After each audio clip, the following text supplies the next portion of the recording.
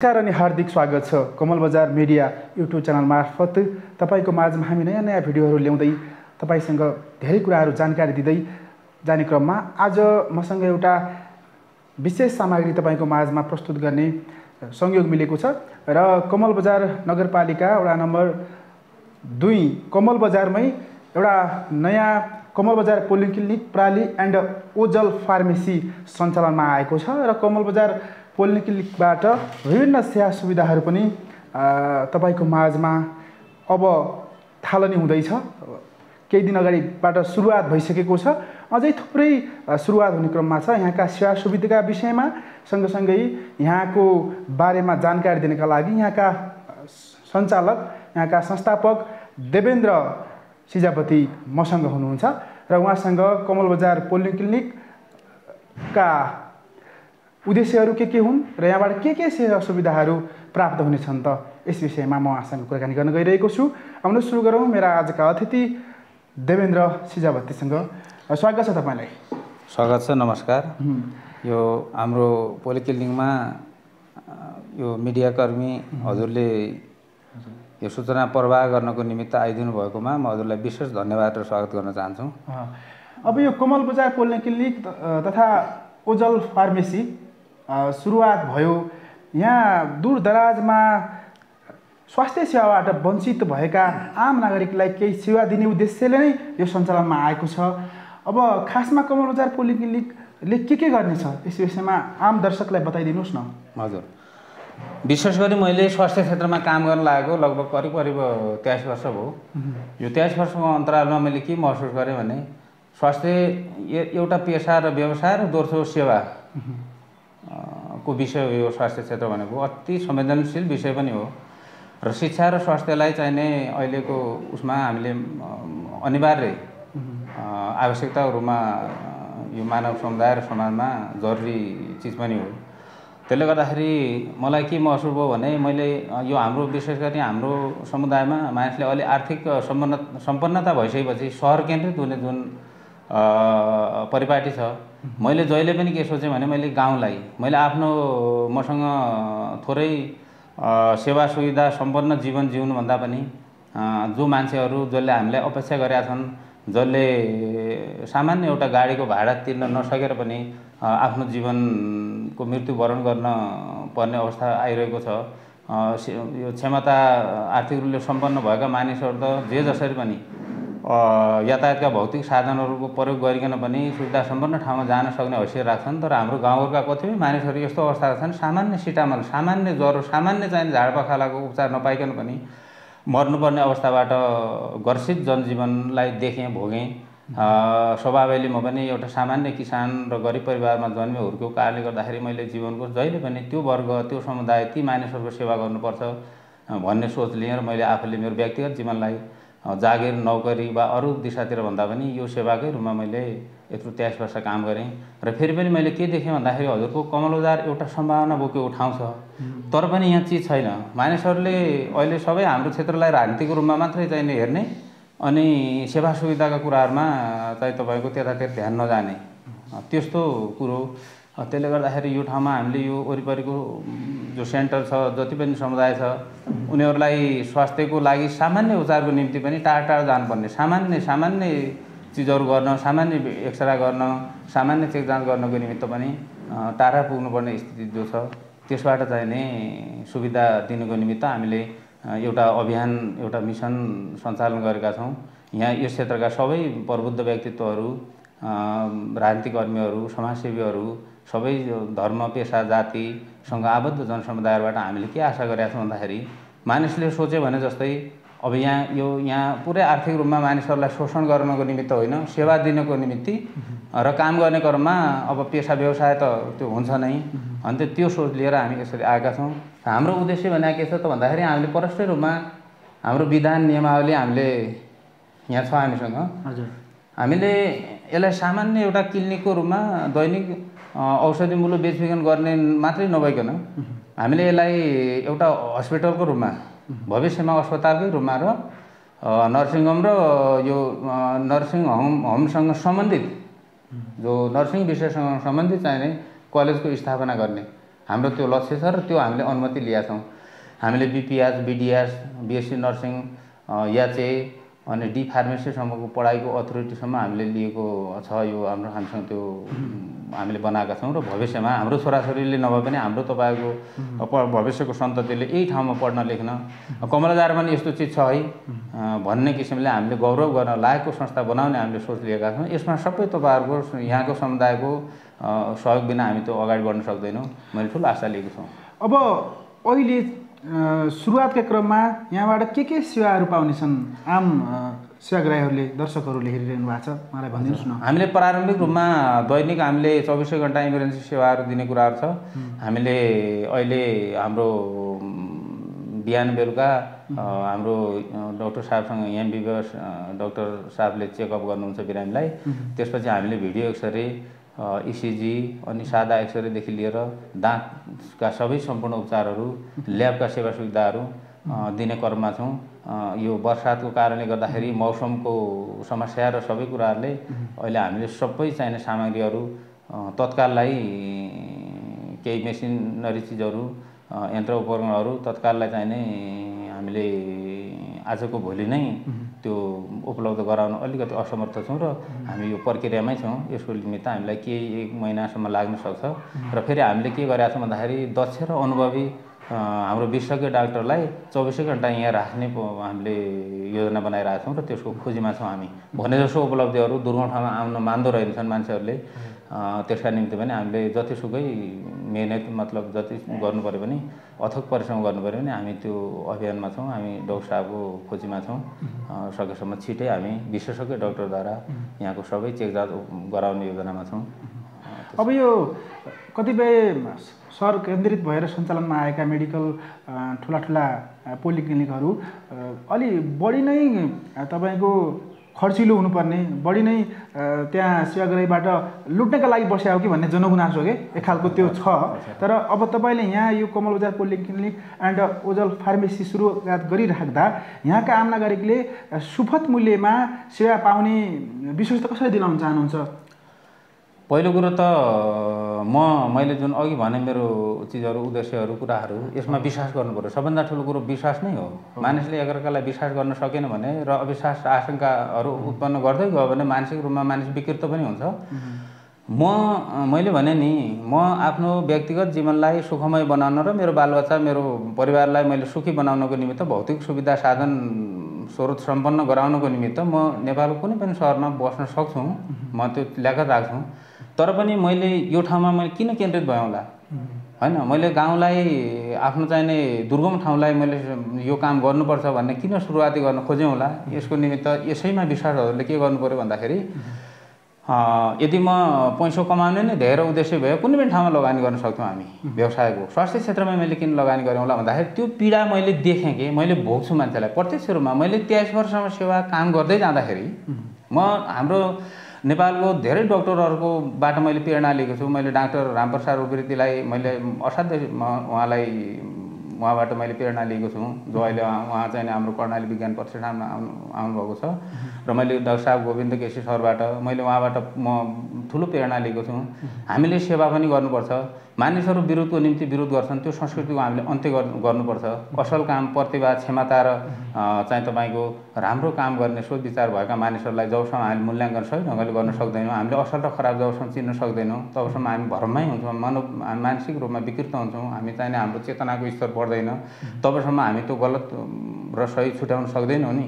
त्यसले गर्दाखेरि यो ठाउँमा, यो दुर्गम ठाउँमा सेवा सुविधा दिने सवालमा मैले के सोचेको छु भन्दाखेरि असाध्यै अति विपन्न।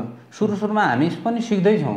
ठुल्ठुलो डक्टरहरूसँग काम गर्दाखेरि, शिविर सञ्चालन गर्दाखेरि कतिपय कुराहरूमा हामीले सिक्दै जानेछौँ। कहीँ कमी कमजोरी भएको भएपछि हामीले आदरणीय जनसमुदायहरूसँग, हामीसँग आउनुभएका सेवा लिन आउनुभएका हाम्रो महानुभावहरूसँग हामी के आग्रह गर्छौँ भन्दाखेरि तपाईँ हामीलाई सल्लाह सुझाव दिनु होला। अझ अधिकतम हामी कसरी हजुरको लागि सेवा दिन सक्छौँ, न्यूनतम शुल्कमा अधिकतम सेवा हामी कसरी प्रवाह गर्न सक्दछौँ, यस विषयमा हजुरले सल्लाह दिनु होला।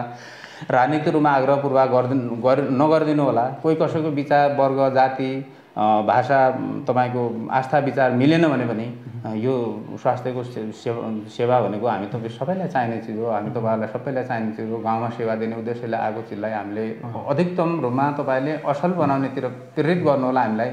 हामी खराब दिशातिर जान खोज्यौँ भने पनि हामीलाई सचेत गराउनु होला भन्ने म आग्रह गर्छौँ। र जनतालाई मैले के सोचेको छु भन्दाखेरि करिब हाम्रो यो संस्थाको 10% जति हाम्रो 5 देखि 10% जति हाम्रो आम्दानीको स्रोतलाई यहाँको अति विपन्न जसको कोही छैन होइन ऊ बाँच्न चाहन्छ, हामीले सेवा दिन सक्ने किसिमको हामीले केही गर्न सक्यौँ र उसलाई केही राहत हुने किसिमको चिज छ भनेपछि मैले निःशुल्क रूपमा होइन जसको कोही पनि छैन, जसको भरण पोषण गर्ने मान्छे कोही छैन, जसलाई आधार दिने मान्छे कोही छैन, जो चाहिने बिरामको जीर्ण रोगले चाहिने छटपटीहरू बस्नुपर्ने अवस्था छ, उहाँ जस्तो हाम्रो कोही मान्छे उमेरले जतिसुकै जे भए पनि सकेसम्म निःशुल्क सेवा दिने मैले सोच लिएको छु र म त्यो पूर्ण गर्न चाहन्छु र त्यो गर्छु पनि। म त्यो व्यवहारमा देखाउन चाहन्छु, हामी देखाउन चाहन्छौँ, हामी त्यस्तो मान्छेलाई होइन त्यो सेवा दिन चाहन्छौँ।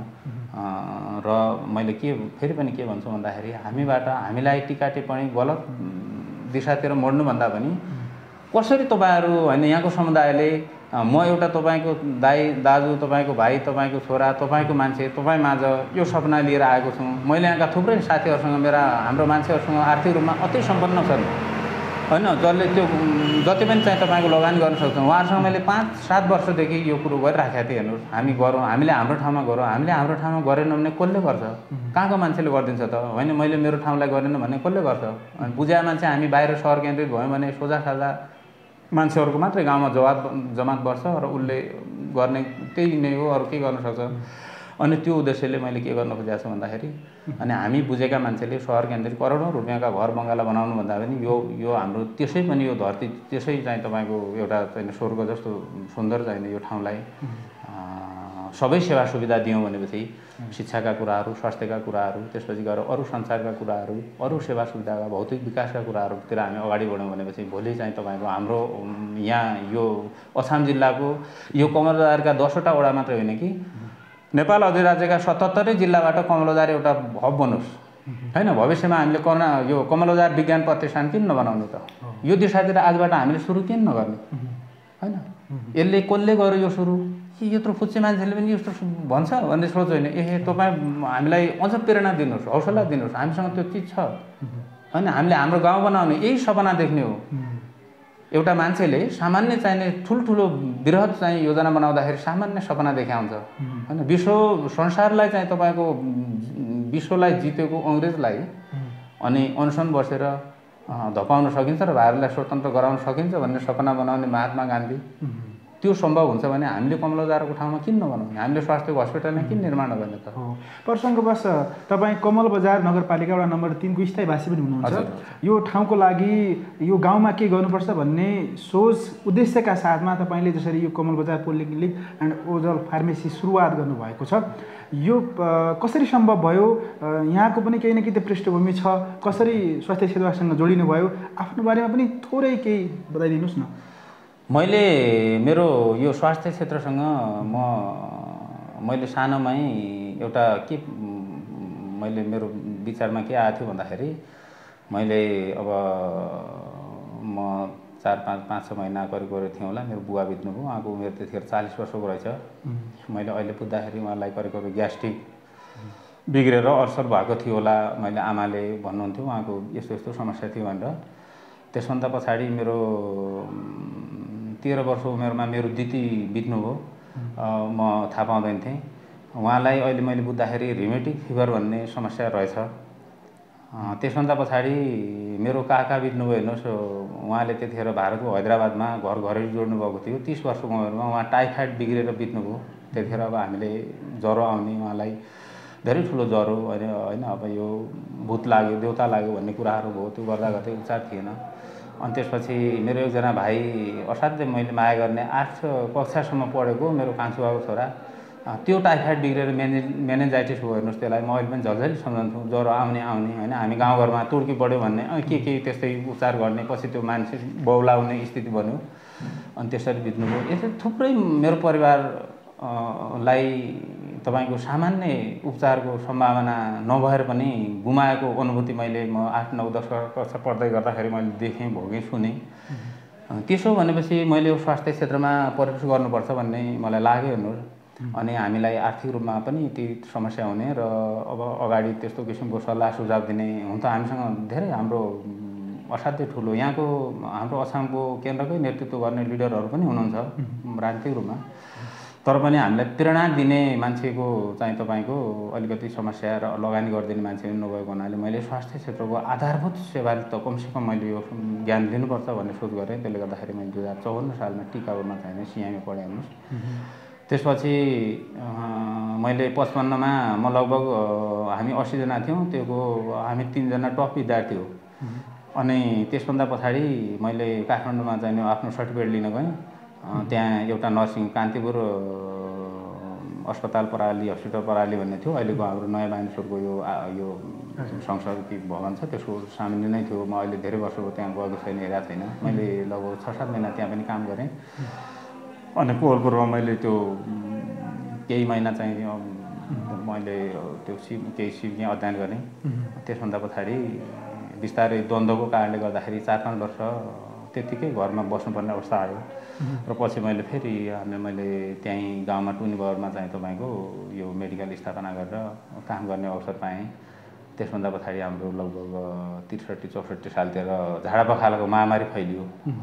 त्यो राम्रै मान्छे एकजना हाम्रो सरै बित्नुभयो होइन, प्रकाश नेपाली। म अहिले पनि मलाई असाध्यै पछुतो लाग्छ, मैले आफै उपचार गर्न पाएन। कमसेकम उहाँलाई ट्रिटमेन्ट गर्न पाए बचाउन सक्थेँ जस्तो पनि लाग्ने। 2-3 जना अरू मान्छे मरिसकेपछि मलाई त्यहाँ त्यो हाम्रो गाउँ त्यतिखेर गाउँ विकास समिति थियो। गाउँ विकास समितिले ल आफ्नो गाउँमा आउनु पऱ्यो, यहाँ सेवा दिनु पऱ्यो तिमीले भनेर सबै त्यहाँको मान्छेहरूले भने। अनि मलाई कस्तो लाग्यो होला होइन, बाहिर बसेर काम गर्दाखेरि मेरो मान्छेले हाम्रो गाउँका दाजुभाइहरूले तैँले गाउँमा सेवा दिनुपर्छ भन्ने कुरा भएपछि मलाई मासिक 4500 रुपियाँ दिने उसमा गाउँमा नियुक्ति दिए अस्थायी रूपमा, निजी रूपमा। मैले 4-5 महिना त्यहाँ गाउँमा त्यो सेवा पनि गरेँ।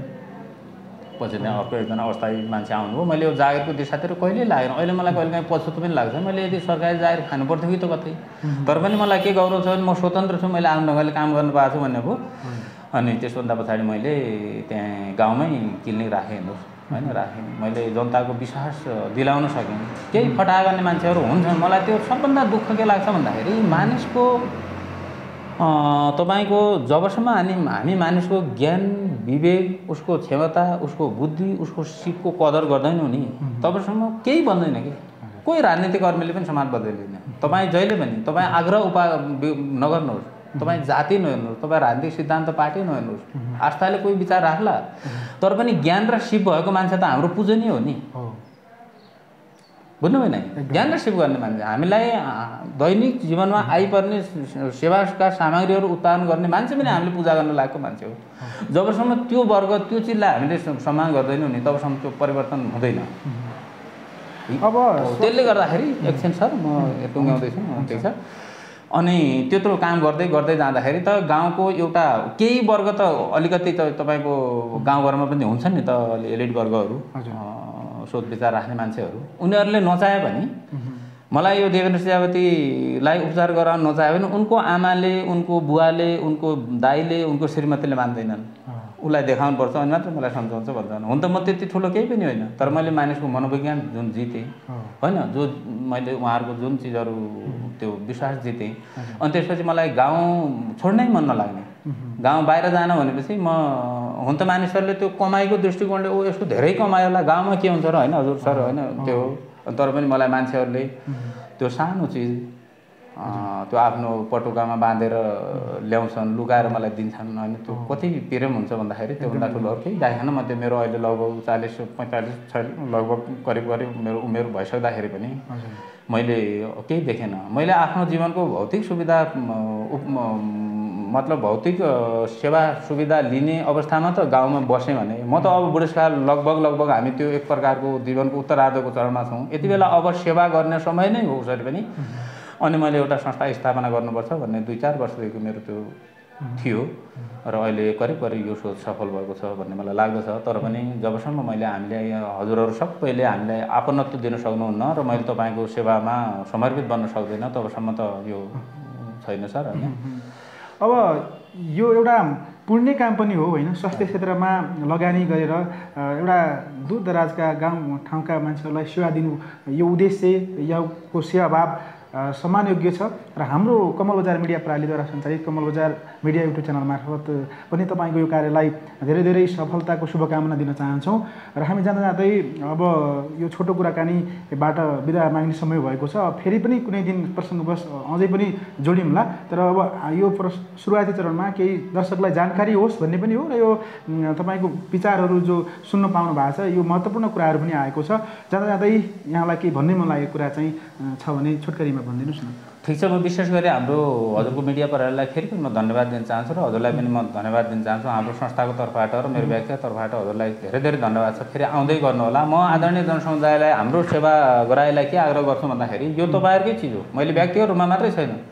यसमा चाहिँ हामीले सेयरको अवधारणा ल्याएका छौँ। हामीसँग 25,000 सेयर छ अनि यसलाई संस्थागत ढङ्गले अगाडि बढाउनु मेरो लक्ष्य छ। मैले यसलाई सामान्य क्लिनिकको रूपमा मात्रै होइन, यसो क्लिनिक सञ्चालन गर्ने साथीहरू त हाम्रो थुप्रै हुनुहुन्छ, यहाँ सेवा दिइरहनु भएको छ हजुरहरूलाई, उहाँहरूबाट सेवा हजुरले पाइरहनु भएको छ। हाम्रो पिएचसी पनि छ। यसलाई संस्थागत ढङ्गले अगाडि बढाइकन हाम्रो सपना के हो त भन्दाखेरि मैले अघि पनि भने हामी आजको यो कमल बजार पोलिक्लिनिक भोलिको अबको 10 वर्षपछि कमल बजार विज्ञान प्रतिष्ठानमा रूपान्तरण गर्ने दिशातिर अगाडि बढाउनुको निमित्त तपाईँहरू सबै यहाँको आदरणीय जनसमुदायहरू, यहाँको नेतृत्ववर्गहरू, यहाँको जुनसुकै विचार पार्टीमा आबद्ध आदरणीय जनसमुदायहरू जो जति हुनुहुन्छ उहाँहरूबाट समाजसेवी, शिक्षक, विद्यार्थीदेखि सबै हाम्रो यहाँको जनसमुदायबाट हामीले त्यही आग्रह र मैले अपेक्षा गरेका छौँ। अनि यसलाई संस्थागत रूपमा अगाडि बढाउँ। यो मेरो होइन, तपाईँको हो, हामी सबैको हो। मैले त्यही उद्देश्यले मैले व्यक्तिगत रूपमा नाफा कमाउने ध्येय लिएर कुनै औषधि बेचबिखन गर्ने, शिविर ल्याउने, 2-4 पैसा कमाउने भन्ने छैन। त्यो मसँग छँदैछ। मेरो ल्यागत र औकातले मसँग भएको पुँजी मसँग छ र मैले यसलाई सार्वजनिक रूपमा हामी तपाईँको सबैको चिज हो। यो सुन्नुहुने सबै आदरणीय महानुभावहरूलाई म के पनि फेरि आग्रह गर्छु भन्दाखेरि तपाईँहरू हामी कहाँ आउनु होला, बुझ्नु होला हाम्रो भित्र के छ। बाहिर टिका टिप्पणी गर्नुभन्दा पनि हामीले हाम्रो चिजलाई होइन राम्रो रूपमा प्रयोग गर्नुपर्छ होइन। त्यसलाई कसैले हजुरलाई दुध ल्याएर दिन्छ भने त्यसलाई पहिले हजुर चाख्नुहोस्, पिउनुहोस्, अनि त्यसको तपाईँको परीक्षण गर्नुहोस् दुध हो कि होइन भन्ने कुरो, यो पानी हो भन्ने हामीले नहेरिकन नै त्यसलाई प्रयोग नगरिकन नभनिदिनु होला। यही कारणले गर्दा हामी पछाडि परेका छौँ। हामी अछामीहरू पछाडि छौँ। त्यसभन्दा पछि अछामको अझ 2 नम्बर क्षेत्र अझ पनि धेरै पछाडि छ। जुन मानिसहरूले हाम्रो बुवा बाजेको पालामा हामीलाई हेर्ने दृष्टिकोण थियो, अहिले आएर पनि 21औं शताब्दीमा होइन हामीलाई कतिपय मान्छेको हेर्ने दृष्टिकोण त्यही छ। त्यो चिजबाट हामी तपाईँहरू मुक्त हौँ, अगाडि बढौँ। राजनीतिलाई राजनीतिक रूपमा मात्रै लिनु होला, अरू चिजमा पेसा व्यवसाय सेवामूलक काममा हजुरले त्यसरी नलिनु होला। जससँग भन्नु पर्ने इच्छा केही चाहिँ हजुरसँग त्यस्तो चिज छ भने मलाई भेट्नु होला, हामीलाई आउनु होला, हाम्रो संस्थामा आउनु होला। अझ हामीले भन्दा हजुरले गर्न सक्ने के असल चिजहरू सुझाव सल्लाह छ भने हामी त्यसलाई ग्रहण गर्छौँ, लिपिबद्ध गर्दै अगाडि बढौँला भन्ने म आग्रह गर्दै हामीलाई सधैँ नै असल बन्ने, राम्रो बन्ने र यसलाई यो संस्थालाई सेवामूलक चाहिने संस्थाको बनाउने मामलामा तपाईँहरू सबैले प्रेरणा दिनु होला र त्यो दिशातिर हामीलाई बढ्न चाहिने शक्ति दिनु होला भन्ने म आग्रह गर्दै बिदा हुन्छु। धन्यवाद। हुन्छ, धन्यवाद समय र संवादका लागि। आजको यो भिडियोमा तपाईँले महत्त्वपूर्ण जानकारी पनि प्राप्त गर्नुभयो होला भन्ने मेरो विश्वास छ। सँगसँगै कमल बजार पोलिक्लिनिक एन्ड ओजल फार्मेसीका संस्थापक प्रोप्राइटर देवेन्द्र सिजावतीसँगको महत्त्वपूर्ण कुराकानी हेरिदिनु भयो। तपाईँ सम्पूर्ण दर्शक महानुभावहरूलाई पनि धेरै धेरै धन्यवाद छ। कमल बजारको मुख्य बजारमा स्थापित छ यो कमल बजार पोलिक्लिनिक एन्ड ओजल फार्मेसी। यहाँ तपाईँ स्वास्थ्य सेवा लिन आउन सक्नुहुनेछ, आउनु पनि होला भन्ने आग्रह गर्दै आजको यो एपिसोडबाट म प्रस्तुता हिक्मत नेपाली पनि आज्ञा चाहन्छु। हवस् त, नमस्कार। जाँदा जाँदै हाम्रो च्यानललाई सब्सक्राइब गरिदिनु होला।